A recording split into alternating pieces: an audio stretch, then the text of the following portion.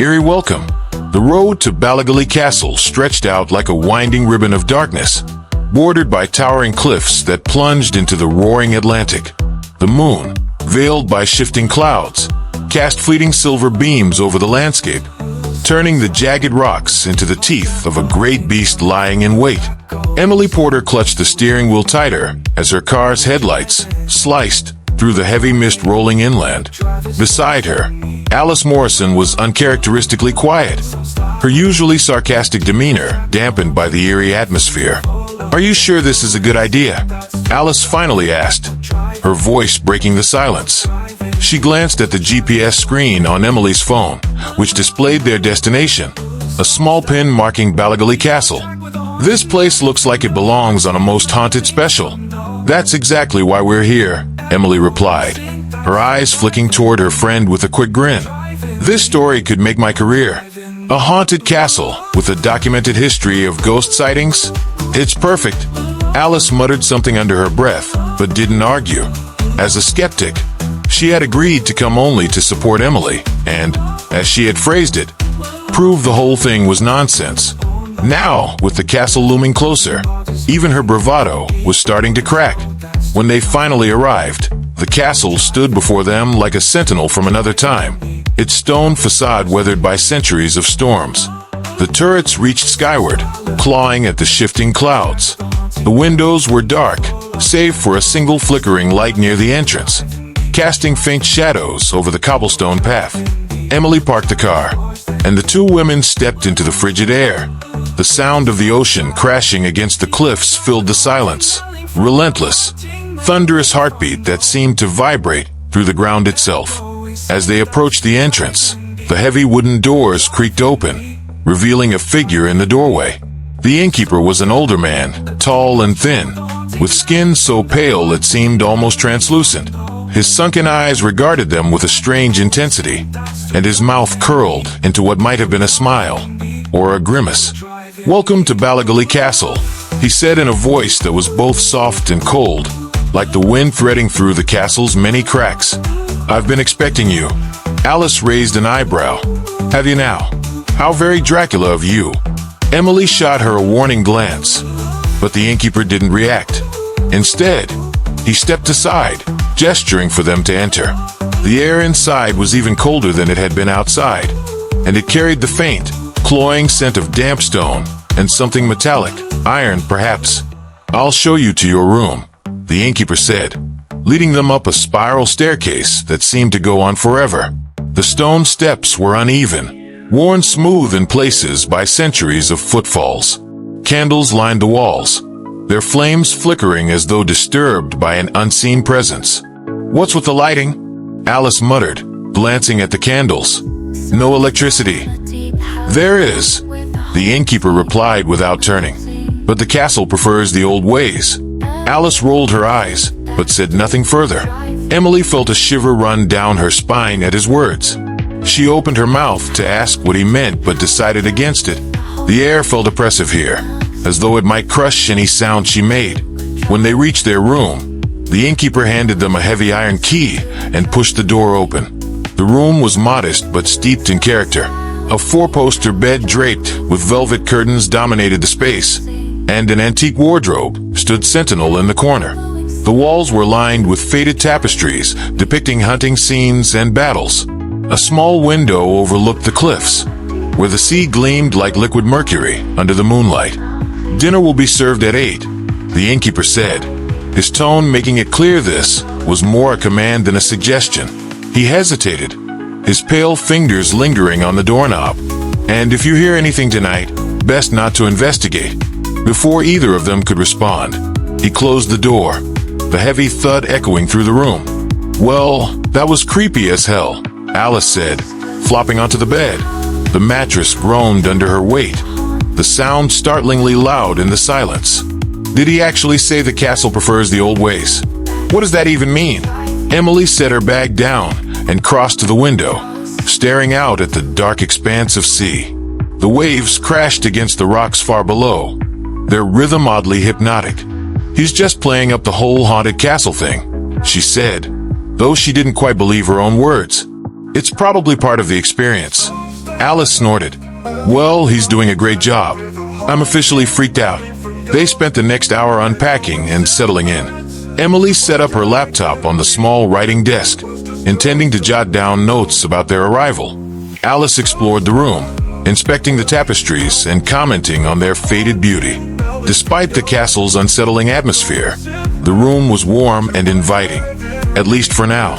As the clock struck midnight, Emily was jolted awake by a sound.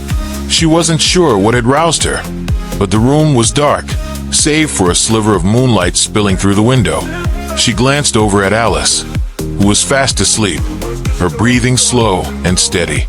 Then she heard it again, a whisper, faint but unmistakable. It seemed to come from the walls themselves, a susurrus of voices blending together in an unintelligible chorus. She sat up, her heart pounding. "Alice," she whispered, shaking her friend's shoulder. "Wake up!" Alice groaned and rolled over, squinting at her. "What?" "Listen," Emily said, her voice barely audible. The whispers had grown louder, though they still seemed far away, like a conversation happening on the other side of a closed door. Alice sat up, her eyes narrowing. "What is that?" "I don't know," Emily admitted. "It started a minute ago." The whispers grew more distinct, and Emily could almost make out words now, snatches of sentences that made no sense. "Leave, beware, find the child." Alice swung her legs over the side of the bed and stood, her expression hardening. "It's probably some kind of prank," she said, though her voice lacked conviction. "I'm going to find out who's messing with us." Before Emily could stop her, Alice crossed the room and yanked open the door. The hallway beyond was empty, the flickering candlelight casting strange shadows on the walls.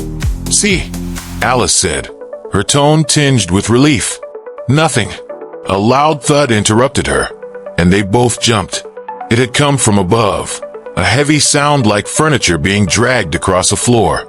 Alice glanced at Emily, and for once, her skepticism faltered. "There's no one else staying here, right?" Alice asked. Emily shook her head. "The innkeeper said it's the off-season." Another thud echoed through the castle, followed by a scraping noise that made Emily's skin crawl. It sounded like nails on stone, and it was coming closer. "Close the door," Emily hissed, her voice trembling. Alice complied, slamming it shut and turning the key in the lock. They backed away, staring at the door as the noises grew louder, then abruptly stopped. The silence that followed was worse than the sound. It pressed down on them, suffocating in its intensity. "Okay," Alice said, her voice shaky. "This is officially not funny anymore." Emily didn't respond. She was staring at the wardrobe in the corner of the room. The door was ajar now, though she was certain it had been closed earlier. From the darkness within, a pair of eyes glinted, eyes that didn't belong to any human. Fainting maiden. The following morning brought little relief from the tension of the previous night. Emily had barely slept, her dreams plagued by disjointed images of shadowy figures and incomprehensible whispers. Alice, on the other hand, seemed determined to brush the experience off as an elaborate joke. "Old castles make noises," Alice said over breakfast in the castle's dining room. She poked at her scrambled eggs with her fork. "Wind through cracks, creaky wood, rats in the walls." That's all it was. Emily frowned, not entirely convinced. The sounds from the night before hadn't felt random. They had been deliberate, purposeful. Still, she kept her thoughts to herself, focusing instead on her coffee and the view of the mist-shrouded cliffs beyond the dining room windows. The innkeeper shuffled into the room with his usual eerie silence, carrying a tray of fresh bread and butter. He set it down with a slight bow and then lingered, his sunken eyes fixed on Emily. "You should explore the village," he said abruptly. His voice was low, almost a whisper, but there was a strange urgency in his tone. "Talk to the locals. They'll tell you stories." Before Emily could ask what he meant, he turned and left the room, his steps as soundless as a shadow. Alice raised an eyebrow at Emily. "Well, that wasn't ominous at all," she said, her tone dripping with sarcasm. "Should we do what Dracula's cousin suggests?" Emily nodded. "It's a good idea. The locals might know things about the castle's history that aren't in any of the books." After breakfast, They made their way to the nearby village of Ballygally. It was a quaint, windswept place with narrow streets and whitewashed cottages. The air smelled of salt and peat, and the few villagers they encountered greeted them with polite smiles that quickly turned wary when Emily mentioned the castle. It wasn't until they reached the small general store at the edge of the village that someone was willing to talk. The store was run by a woman in her 60s named Mary Donnelly, whose sharp blue eyes suggested she missed little. When Emily asked about Ballygally Castle, Mary's expression grew serious. "Why'd you want to know about that place?" she asked, her brogue thick. She leaned over the counter, her voice dropping to a conspiratorial whisper. "It's no place for the living, you know." Alice rolled her eyes. "Oh, here we go." Mary shot her a sharp look. "You think it's a joke, do you? Plenty have thought the same, until they didn't come back." "Come back?" Emily asked, her journal already open, pen poised. "Lady Isabella," Mary said, her voice trembling slightly as she spoke the name. "She's the one who haunts that place. Her husband locked her in the tower, you know, with nothing but a slit of a window and a bed of cold stone. They say she jumped to escape, but her spirit never left, and she's not alone. The castle's full of shadows, restless souls." Alice snorted. "Restless souls? That's just folklore. Every old castle has a ghost story." Mary's expression darkened. "You'll see," she said ominously, "especially after dark. Stay out of the turret. That's where she's strongest." Emily thanked Mary and bought a small guidebook about local legends before they left the store. As they walked back toward the castle, Alice's skepticism gave way to a faint unease. "That woman was intense," Alice admitted, shoving her hands into her jacket pockets. "Do you think she actually believes all that?" "I don't know," Emily said, flipping through the guidebook. "But there are enough stories about Lady Isabella to suggest something happened here." When they returned to the castle, the fog had thickened, swallowing the surrounding cliffs and reducing visibility to mere feet. The turret loomed in the mist like a ghost itself, its narrow windows dark and uninviting. "You're not seriously thinking about going up there, are you?" Alice asked as Emily stared at the tower. Emily shrugged. "It's part of the story." Alice groaned. "Fine, but if I get possessed, you're buying me drinks for the rest of my life." The turret's interior was as chilling as its exterior. The narrow staircase spiraled upward, the walls close and damp. The air grew colder with each step, and by the time they reached the top, Emily could see her breath misting in front of her. The turret room was small, barely large enough to hold the wooden chair and table that stood in the corner. The single slit of a window offered a view of the cliffs below, though the fog obscured much of the landscape. Emily moved toward the table, her eyes catching on the initials carved into its surface, I.S. "Isabella Shaw," Emily murmured, running her fingers over the grooves. Alice stood by the window, peering out at the fog. "This place gives me the creeps," she muttered. "Let's get out of here." But Emily was focused on the table. Something about the carving seemed off, too fresh, as though it hadn't weathered the centuries like the rest of the room. She took out her phone to snap a picture, but as she did, a sudden gust of icy wind swept through the room, extinguishing the candles they'd lit on their way up. Alice gasped, stumbling back from the window. "Did you see that?" "See what?" Emily asked, fumbling to turn on her phone's flashlight. "There was someone out there," Alice said, her voice shaking. "A woman." She was standing on the edge of the cliff. Emily moved to the window and shone her flashlight into the fog, but there was nothing there. The beam of light illuminated only the swirling mist and the faint outline of the rocks below. "There's no one there," Emily said, though her voice wavered. "I saw her," Alice insisted. "She was wearing a dress. She looked wrong." Before Emily could respond, Alice swayed on her feet, her face suddenly pale. She clutched at the wall for support, her breathing shallow. "Alice," Emily said, grabbing her arm. "Are you okay?" I don't feel so good," Alice whispered. Her eyes rolled back, and she collapsed into Emily's arms, her body limp. Panic surged through Emily as she struggled to keep her friend upright. "Alice, wake up," she shouted, her voice echoing through the turret. Alice's eyes fluttered open after a few moments, and she blinked up at Emily in confusion. "What happened?" "You fainted," Emily said, helping her to her feet. "Are you sure you saw someone?" Alice nodded weakly, her face still pale. "I'm not crazy, Emily. She was there, and she was watching us." The word sent a chill through Emily. She glanced back at the window, half expecting to see a figure in the fog. But the mist was empty, silent, oppressively so. "Let's get out of here," Emily said, guiding Alice toward the staircase.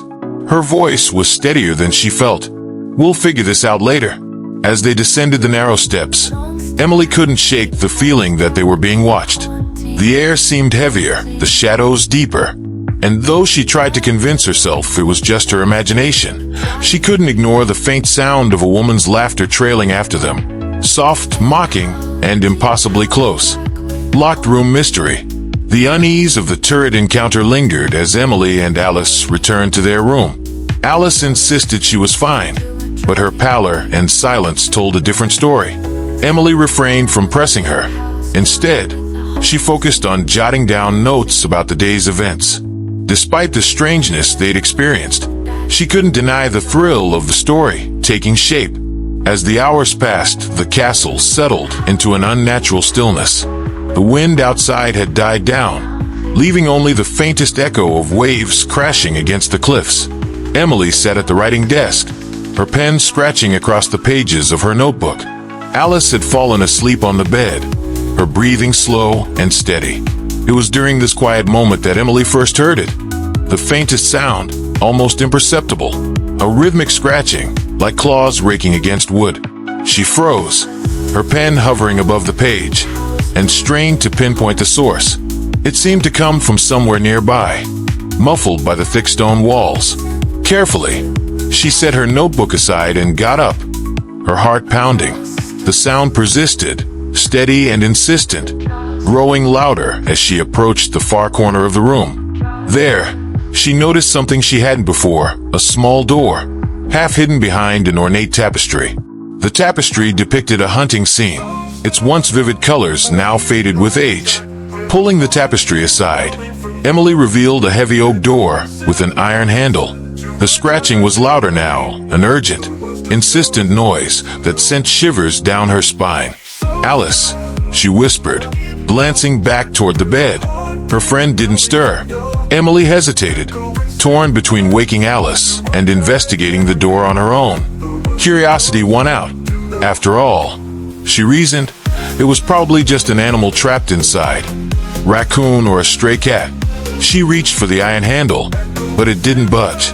The door was locked, and there was no key in sight. Frustrated, she pressed her ear against the wood. The scratching stopped abruptly, replaced by a low, guttural growl. Emily jumped back, her pulse racing. That was no animal.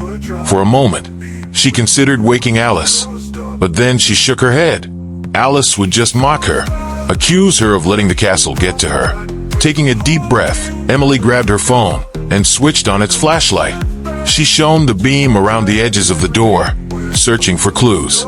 That's when she noticed it, a faint outline of symbols etched into the wood. They were crude and uneven, as though carved with a knife by an unsteady hand. The patterns were unfamiliar to her, but they gave off a distinctly unsettling energy. She snapped a photo, intending to research them later. "Are you seriously doing this now?" Alice's voice startled Emily, and she spun around to find her friend sitting up in bed, rubbing her eyes. "I didn't mean to wake you," Emily said, lowering the flashlight. "You didn't. What are you doing over there?" Alice asked, her gaze drifting to the door. Her expression darkened. "What is that?" "I don't know," Emily admitted. "It was hidden behind the tapestry. There's something off about it. Listen." She pressed her ear to the door again, but the sounds had stopped. She frowned and stepped back. It was scratching a minute ago, and growling. Alice sighed and got out of bed, her bare feet padding softly across the stone floor. "You're letting this place mess with your head," she said, though her voice lacked conviction. She studied the door for a moment, her brow furrowed. "Wait, this isn't on the floor plan." "What do you mean?" Emily asked. Alice gestured toward the guidebook they'd bought earlier. The map doesn't mention a room here. It just shows a wall. Emily retrieved the guidebook and flipped to the page, showing the castle's layout. Sure enough, there was no indication of a room in this part of the castle. The hallway beyond their room simply didn't exist. Maybe it's an old storage room or something, Emily suggested, though even as she said it, she didn't believe it. There was something deliberate about the door, something purposeful. Or maybe we've stumbled onto some secret ghost lair, Alice said with a smirk, her sarcasm returning. Let's just leave it alone. Before Emily could respond, the scratching resumed, louder and more frenzied than before. It was joined by a new sound, whispers, faint and disjointed, as though several voices were speaking at once. The words were unintelligible, but the tone was pleading, desperate. Alice took a step back, her smirk vanishing. Okay, that's creepy. Emily nodded, her pulse racing. What do we do? We tell Dracula downstairs, Alice said. Or better yet, we pack up and get out of here. Emily hesitated. The logical part of her agreed with Alice. This was too much, even for her fascination with haunted places. But another part of her, the part that had driven her to become a journalist, couldn't walk away. There was a story here, and she was determined to uncover it. Let's wait until morning, she said finally. We'll talk to the innkeeper then. Alice looked like she wanted to argue, but a sudden crash from behind the door silenced her. Both women stared at the door, their breaths caught in their throats. Something heavy had fallen inside, followed by the sound of shuffling footsteps. That's it, Alice whispered, grabbing Emily's arm. We're leaving. Emily nodded, and they backed away from the door, their eyes never leaving it. They hurried to the bed and grabbed their shoes and jackets, preparing to leave the room. But just as they reached the door to the hallway, the oak door behind them groaned, its hinges creaking as it shifted slightly ajar. Alice froze, her face pale. Tell me you didn't touch it. I didn't, Emily whispered. Her hand trembled as she held the flashlight, the beam quivering as it pointed toward the cracked door. From the narrow gap, a pale, skeletal hand reached out, its fingers curling against the wood. A guttural moan filled the room, and the door began to open wider. Run! Emily shouted, grabbing Alice's arm. They bolted into the hallway, their footsteps echoing against the stone.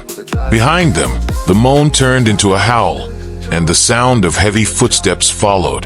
They didn't stop until they reached the front entrance of the castle. The door was locked, just as they'd expected, but Emily banged on it anyway, desperate for a way out. The sound of the footsteps grew louder, and Emily turned to see a figure emerging from the darkness. It was humanoid but wrong, its proportions distorted, its movements jerky and unnatural. Its face was hidden in shadow, but its glowing eyes pierced through the darkness. The innkeeper appeared suddenly, stepping out of the shadows with an expression of cold calm.